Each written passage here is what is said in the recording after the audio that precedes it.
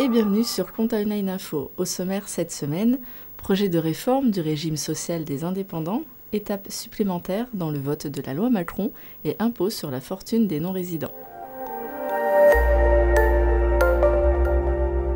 Alors que les manifestations des petits commerçants et artisans contre le régime social des indépendants RSI continuent, le Premier ministre annonce la possibilité de réformer le régime. 2 députés sont chargés de recueillir des témoignages et de faire des propositions.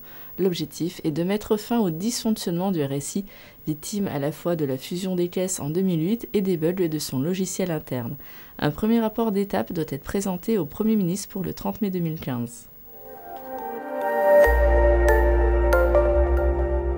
Le projet de loi Macron a été adopté par le Sénat. 185 sénateurs ont voté pour le texte et 44 contre. Le texte est adopté avec de très nombreuses modifications.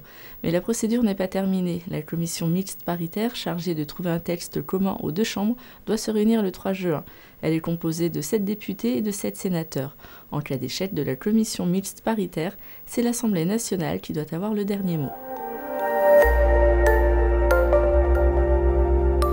Vous résidez dans un pays étranger et vous possédez des biens immobiliers en France, vous êtes peut-être redevable de l'impôt de solidarité sur la fortune ISF. Une déclaration spéciale, numéro 2725, doit être déposée à partir de 2 750 000 € de patrimoine en France.